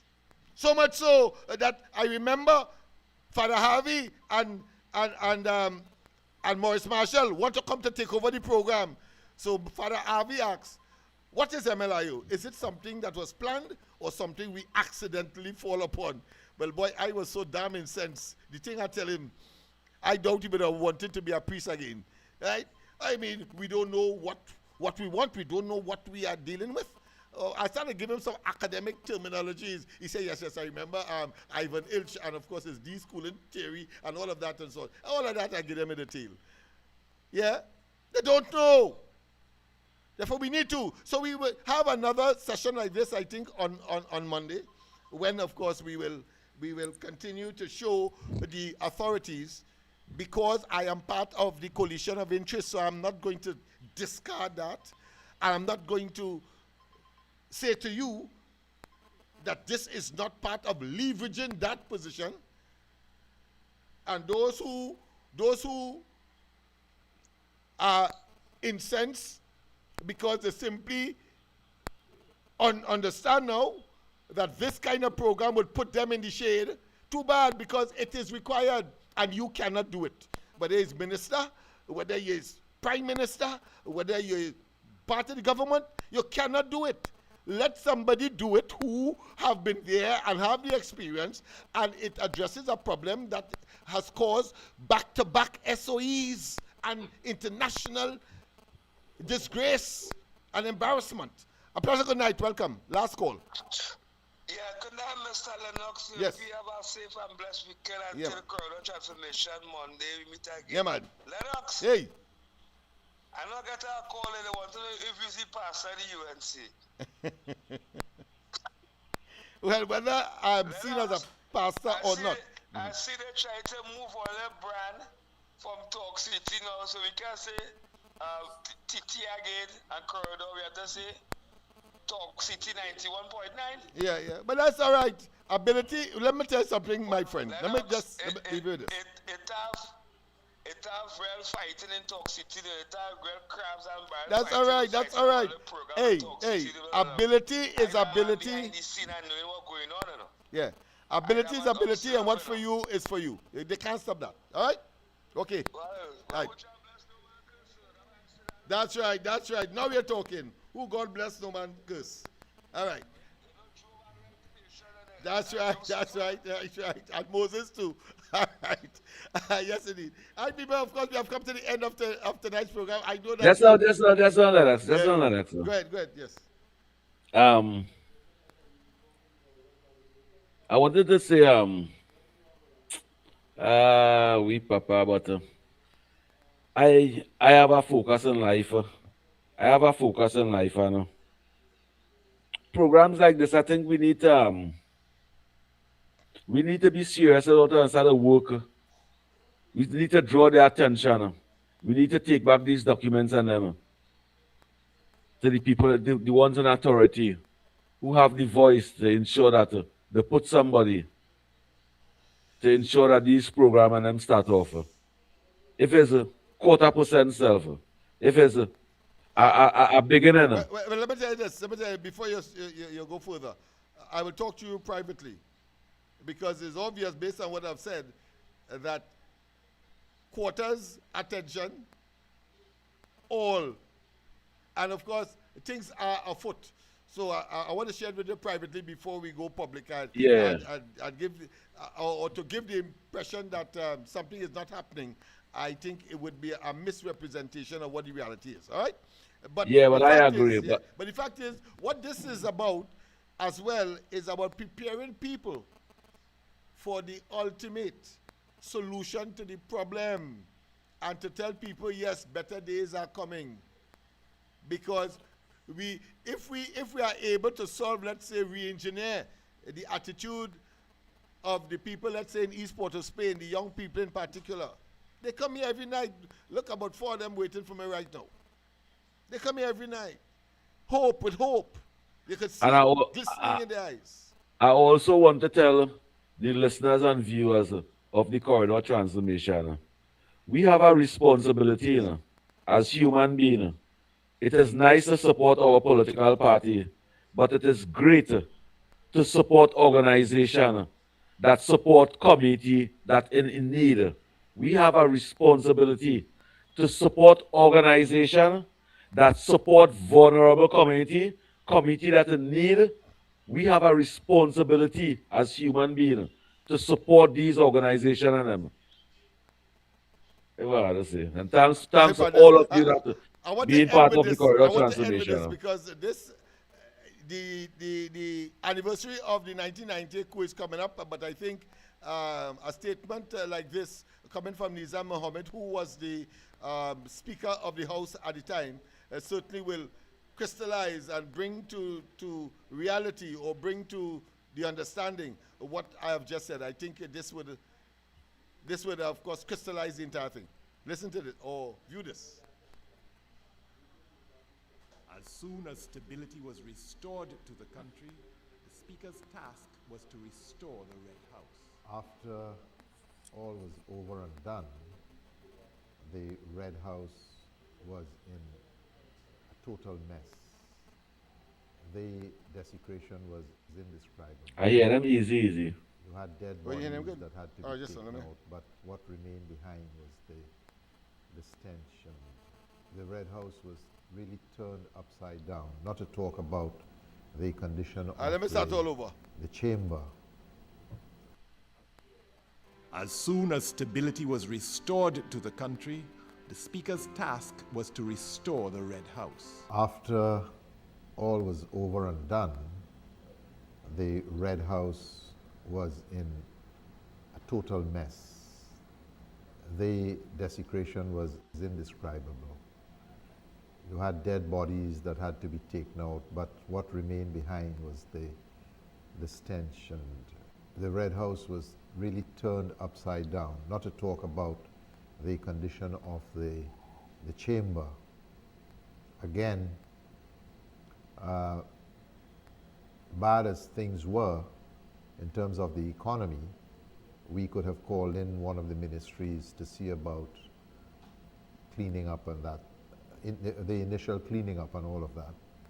However, I invited the people of Laventille to come and assist with the cleaning up. People came to the chamber from as far off as Faizabad to assist in that initial cleaning up process. The mace was badly damaged, and we had to get expert help in order to restore the mace in the that was in the parliament at the time. And the people of Laventille, through an organization which I remember as MLIO, Morval Laventille Improvement Organization, they were the ones who foot the bill for the repairs to the mace. And others as well, we organization of Laventille, through an organization which I remember as MLIO, Morval Laventille Improvement Organization. They were the ones who foot the bill for the repairs to the mace. And others as well, we appealed for people to make contributions to, towards the restoration of the Parliament Chamber and the Red House. It is not that the government would have been unable to find the money, but again, we wanted to, I wanted to involve the people. Why am I playing this? It is consistent with what I have said earlier, that if it is that our democracy was invaded and was destroyed in a sense, or the intention was to destroy it, but the use of too many young people from Laventille participated in that heinous and anti-democratic and savage stance against democracy. Nizam Mohammed, he said what he had to say, but in fact, it's I who wrote him and saying because of the amount of young people from Laventille, our intention is to demonstrate that all of us are not of that ilk, one, and two, we believe in democracy, government by the people, of the people, and for the people. And therefore, we have a responsibility to demonstrate a restoration, and therefore, please allow us to clean out the parliamentary chamber. That's what transpired. And you will see that reflected, of course, in the Commission of Inquiry report. That is the extent to which I believe that we can have a resurgence for positive and for transformation in these communities. And you will see in that report where among government agencies, including the police and the army, MLIO was in that list as recommended to be given a special minted award for the work that we did post the 1990 attempted coup. And let me tell you this, it's those very young people.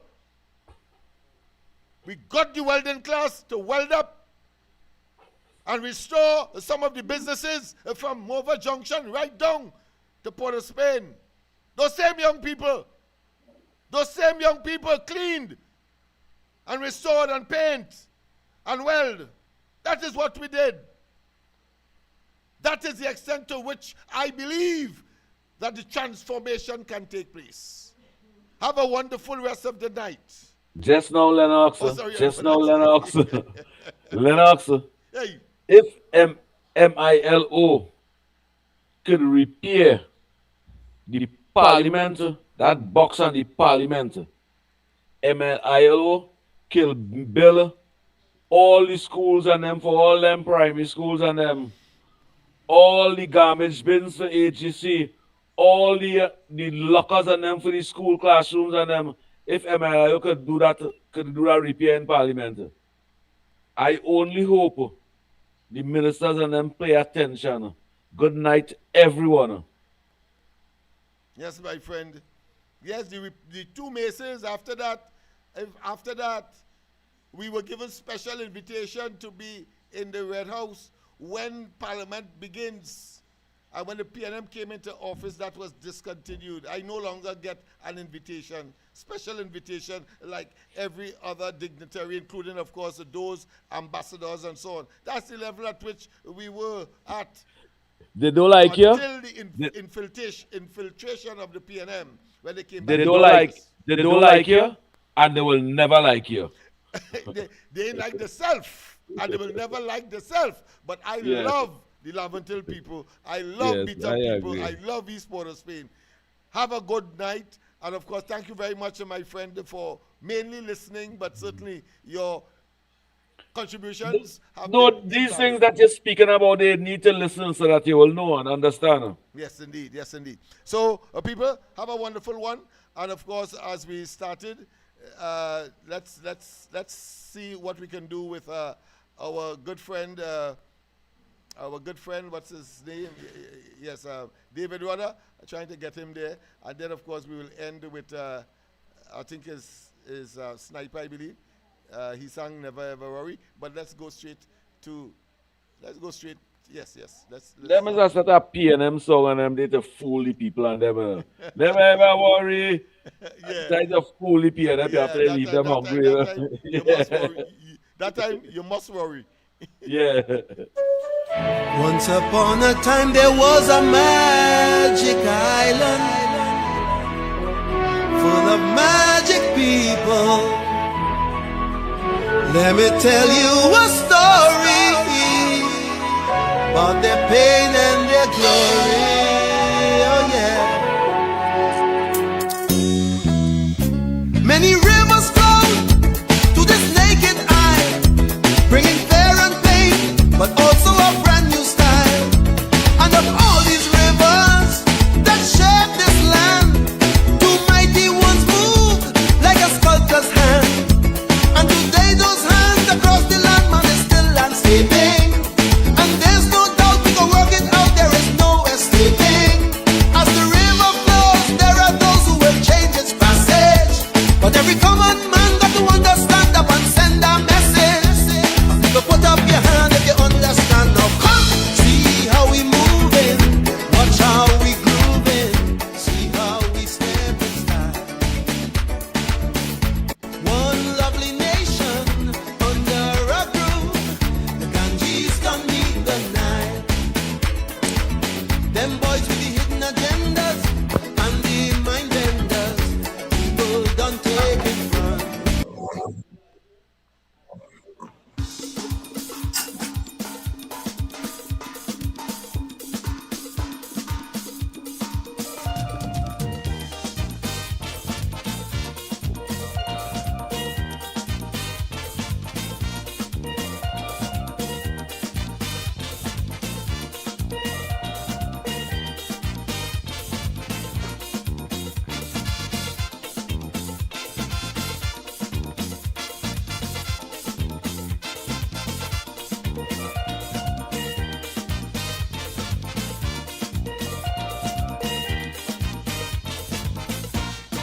Somewhere up in Laventille, many years ago, a man had a hammer, used to follow him to and fro.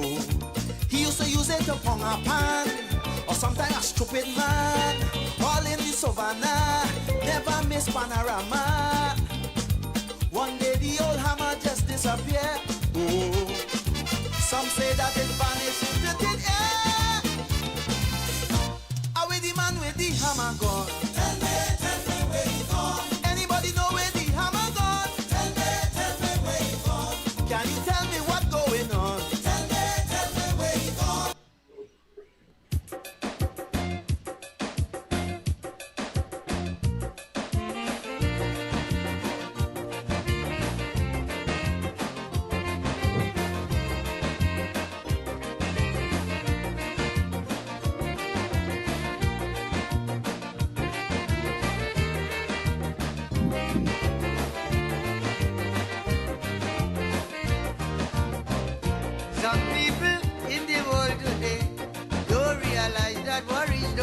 Let the people in the world today don't realize that worries don't pay. Resting the worries upon your shoulder, only bringing you older and older. These wicked things that people just do, they don't realize you have worries too. Tell them to never ever worry. Don't mind how things looking hard. I said to tell them never ever worry. Don't mind how you're suffering bad. Never ever worry. What I'm saying is true. Always consider somebody suffering more than you.